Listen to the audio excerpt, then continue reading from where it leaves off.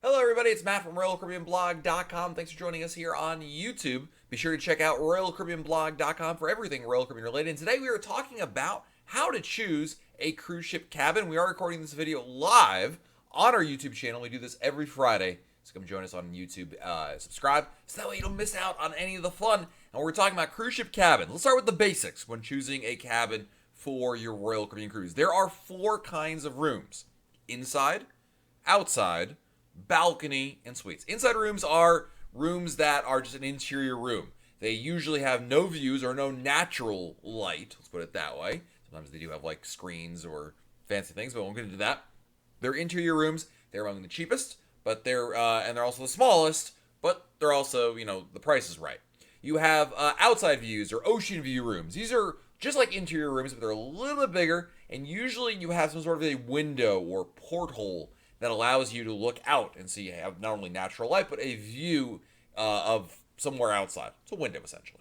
Then you have balcony. Balcony rooms are very popular. Balcony rooms are a regular room, again, larger than the interior or ocean view, typically in terms of square footage. And in addition, you have a private balcony there to be able to enjoy at your leisure. A lot of people love this idea because you get to just go out there whenever you like, enjoy the view. Some Royal Caribbean ships have balconies that don't actually face the ocean. They face inside the ship. Central Park and boardwalk rooms actually face a neighborhood. It's kind of a little different, but still have a private balcony. And then, of course, you have suites. These are the larger cabin, often with separate living and sleeping areas, and a wide variety of extra amenities and perks. And it's just like first class on an airplane. It is really a great way to treat yourself and enjoy that. So let's talk about the things to consider when you're picking a cabin on a ship. Where to do. Number 1, location, location, location. Just like real estate, where your room is located may or may not be a big factor in terms of what you want to look for,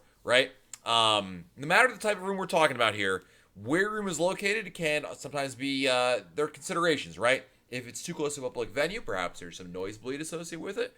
Perhaps if it's too far forward, too far aft, sometimes some people are a little more sensitive to motion and can have issues there.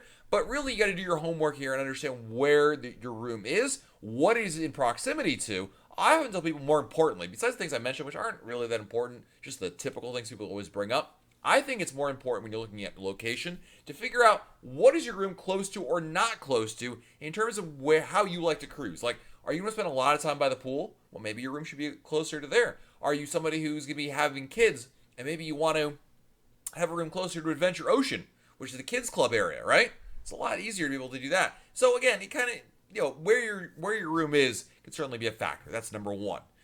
Number 2 is distance. Where your room is from other things. Again, sun worshipers may prefer an upper room location that's close to the pools and sun decks, while somebody who maybe is more of a partier wants something a little closer to the entertainment hubs on there. So consider that as well. Now, if you are sensitive to motion sickness or you think you might be, certainly you want to pick, in my opinion, a lot of people say this as well, you want to be in a room that is mid-center on a lower deck. If you're really worried about it, certainly those type of rooms have the least amount of movement or sensation of movement anyway, and it's definitely we want to avoid, if you are sensitive to that, would be the very front or the very back. In terms of noise, I don't really worry too much about noise. It's pretty well buffered. I've only had that one cruise. I had an incident with that. But obviously, if you are worried about it, if you have young kids, perhaps you should not pick a room that is close to a entertainment venue of some kind. Now let's talk about cabin amenities and what you get in your room, right? If you're staying in I wish I was staying in a spa. If you're staying in a suite, then you may have access to concierge service. Concierge service is basically a crew member who is dedicated to making the lives of those who are staying in a suite that much easier, right? They can book shore excursions for you, make requests of the front desk, make dinner reservations, book the spa I mentioned earlier, really make your life easier. Concierge is a really, really nice option that's offered to you. In addition, by staying in a suite, you'll have access to some exclusive areas on board the ship, perhaps a dedicated suite lounge, perhaps a dedicated area on the pool deck just for suite guests. You may also get priority embarkation, priority disembarkation, priority tendering if your ship does that. There's a lot of neat things that come with that.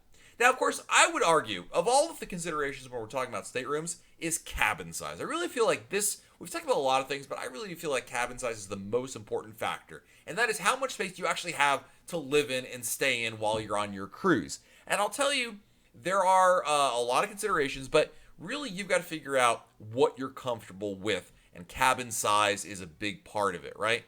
The inside rooms, the interior rooms, whether you're talking about interior or even an ocean view room, are on the smaller side. But of course, the price works out a whole lot better for those. Whereas balcony and suites can offer you a lot more living space. But again, that's going to come at a price, literally. So, you got to consider all those things in mind. But a basic cabin, regardless of category, is referred to as standard unless there's something about it that makes it different, like the physical layout, being handicap accessible, or perhaps a family cabin of some kind, right? But when you get up to about junior suites and above, right, so junior suites, grand suites, owner suites, royal suites, then you get a lot more indoor and outdoor spaces. And for a lot of people, the decision on what size cabin to get is really related to price. Like, we'd all prefer to think we're taking into consideration all these other things, but really, money makes the world go round, right? Who wouldn't go for the huge suite if price was no obstacle? Well, it can be tricky to decide whether a balcony is worth the upgrade from a standard outside or which suite to choose from. But you definitely want to consider a couple things when you're looking at whether to go through a bigger room, a more expensive room. Number one is outdoor space. Do you need a balcony? That's a really good one to start with, good spot. Because are you going to be spending a lot of time in your room? If you're on a 3 or 4 night cruise, how much time are you really going to be spending in your room? And out on the balcony? For me, the answer is almost always none to little. So a balcony is kind of overkill for that regard. So how important is outdoor space? Number 2 would be unique layouts. Perhaps if you're looking for a family room or more space to spread out, then certainly some of those other bigger rooms, the suites and the balconies, may be of a consideration to you. Also, solo cabins. Royal Caribbean does have some rooms that are designed for solo travelers. These are studio rooms, and they're designed for someone who's going cruising by themselves. There are not many of them. There's only about a dozen or so ships in Royal Caribbean that offer any, and on some ships, it's literally like there are 2 rooms available that are solo cabins, but something to consider as well. And then, of course, lastly would be suites. And suites are, well, just that. They're very, very sweet. They're a great way to splurge. And people always talk to me about, man, is it worth it? Is it worth it to go to a suite? Do you get a lot of cool stuff out of it? And I always tell people, it can be. Yeah, it's not a value proposition, though. Suites are not something you look at necessarily and say, you know what? This is like going to be an excellent value for the money. Rather, suites are really all about, I believe, just about splurging and enjoying the finer things in life and having a lot more space, a lot more, amenities and features to that. So, there's a couple things to keep in mind there. A couple tips about rooms in general, though, before we wrap the conversation up. Number 1 is, if you have larger family, if you're looking at more than 4 people, 5, 6, 7, 8 people, and a lot of times people say, oh, I'm traveling with a family of 5, family of 6, we want to be in one room together. Well, that's very cute, but economically, it is much better for you guys to actually get 2 smaller rooms. We do this all the time. We're actually a family of 4 in my household, and we almost always book 2 rooms together, 2 connecting rooms, because it's a lot cheaper than trying to put everybody in the same room. Not only that, you get an extra bathroom by going with this strategy, and in a lot of cases, you get separation. Look, I love my kids, but I don't like sleeping in the same room as my kids. So there's that consideration as well. Also, a lot of the decision goes back to price. Again, looking at the price and what, relatively speaking, how much more is it to go from this category to that category. The price of a cabin will vary from ship to ship and sailing to sailing. And so what I pay or you pay will be different than somebody else pays. So you have to look at the prices when you're booking it, and always keep in mind that, the prices can change. You consider price drops and upgrades and things of that nature. They do exist. They're, something you should be aware of. But, when you're booking your room, I always tell people, when you're booking a room, book the room you want to be in, right? And if there's an opportunity for an upgrade or there's a price drop later on, that's wonderful. But don't bank on it. Don't go in it with that being the plan. Make sure you have those things ahead of time. You have a room that you're comfortable with, and then from everything else beyond that would be gravy. And that's a great strategy for getting your room there. But we're going to hand it over to the chat right now because we are streaming this live on YouTube. And of course, every Friday we are live here on YouTube, so check us out. If you haven't subscribed yet, hit the subscribe button, hit the notification, so that way we can have you guys over there. But appreciate you guys joining me here in chat. Triple AO says the handicap rooms are huge. Jerry Holiday, 50 Days Till Symphony of the Seas. AJ Riley, 130 Days Till Harmony of the Seas. Nice. Jeff Howell says, I have a family of 4, should have gotten 2 cabins for the trip, 1 balcony sea view, then they're across the hall, balcony overlooking boardwalk. Nice. Or is this, you say should have gotten, that means you didn't get it? Well, either way, it's a good plan, whether or not you got it or not. Let's put it that way. Susan Titter says, the Grand Suite on Navigator was sweet.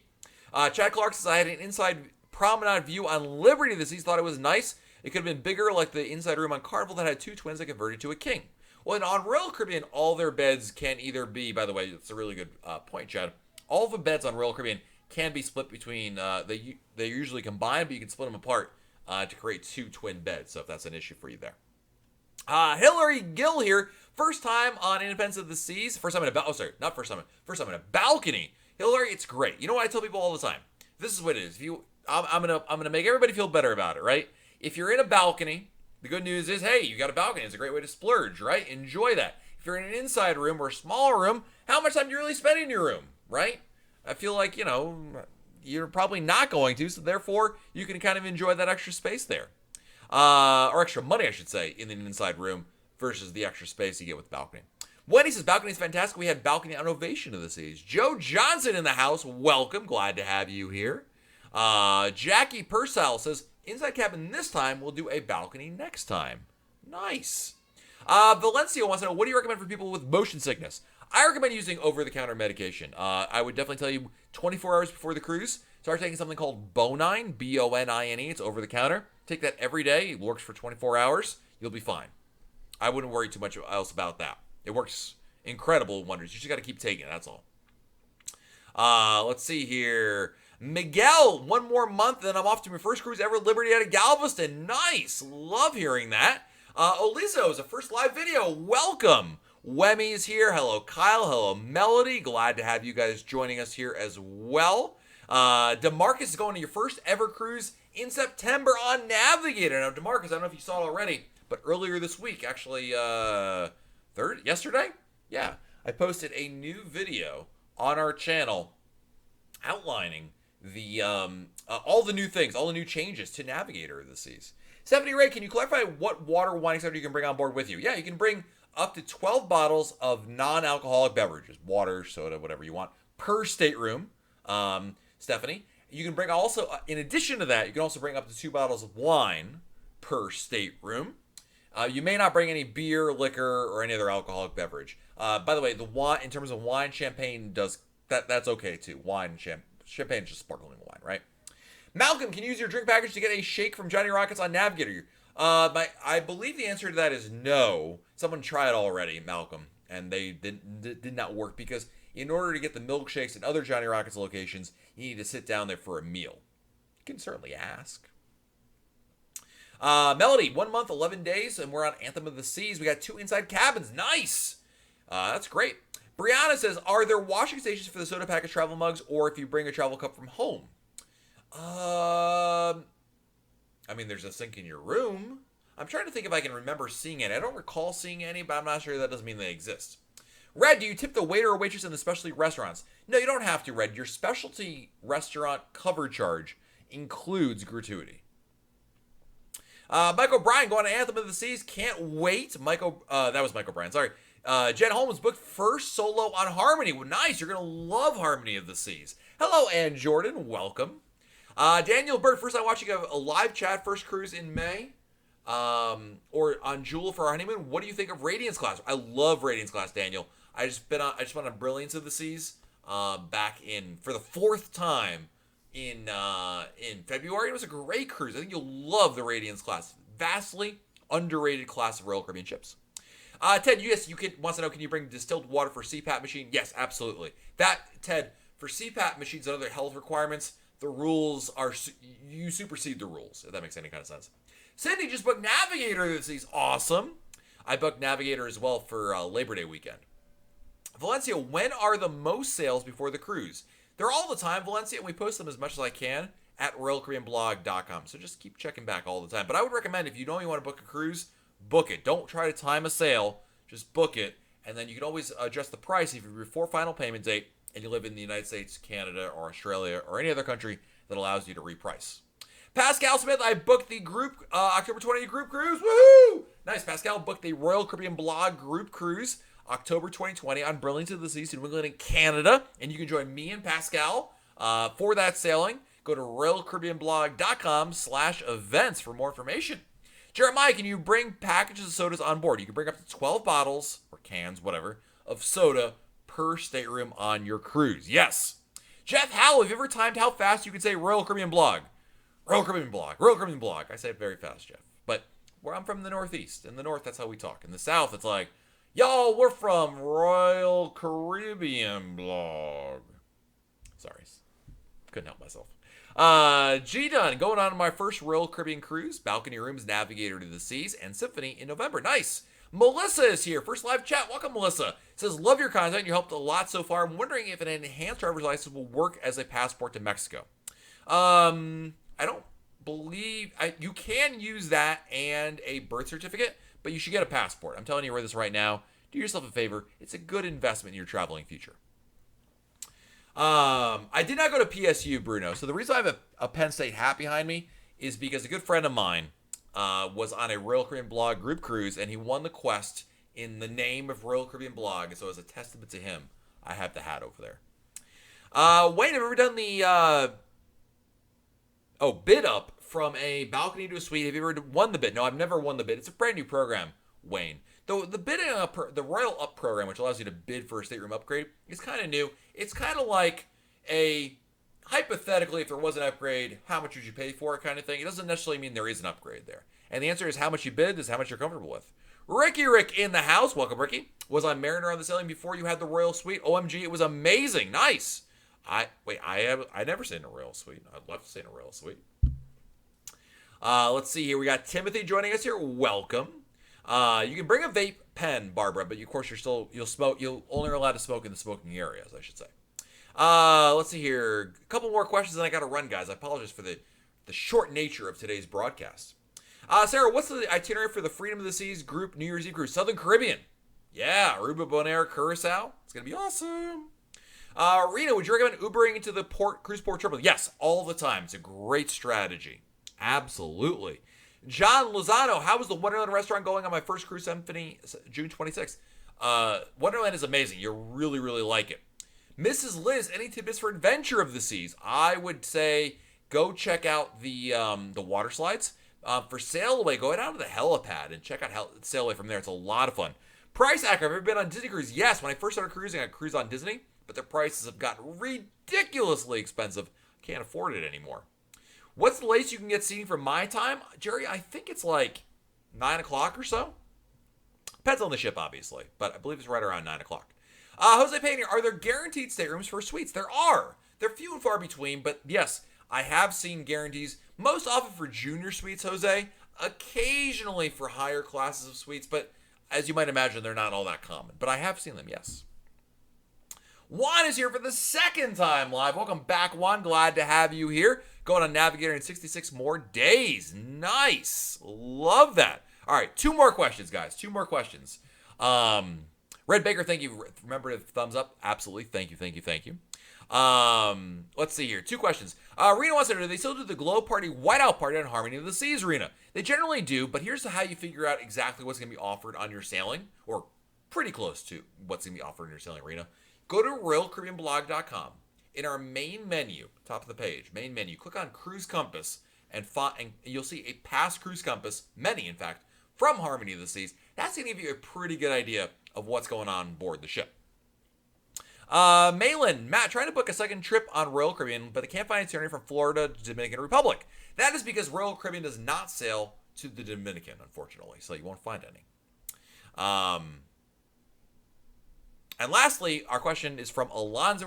What can you use your credit on? So your onboard credit can be used for any purchase you make on board, Alonzo. But you don't go to Royal Caribbean and say, "Oh, I have $50 onboard credit. I want to apply it towards this." It's not like that. It's a credit against your CPass account. So when you go on board the ship and you buy a drink that costs $10, right?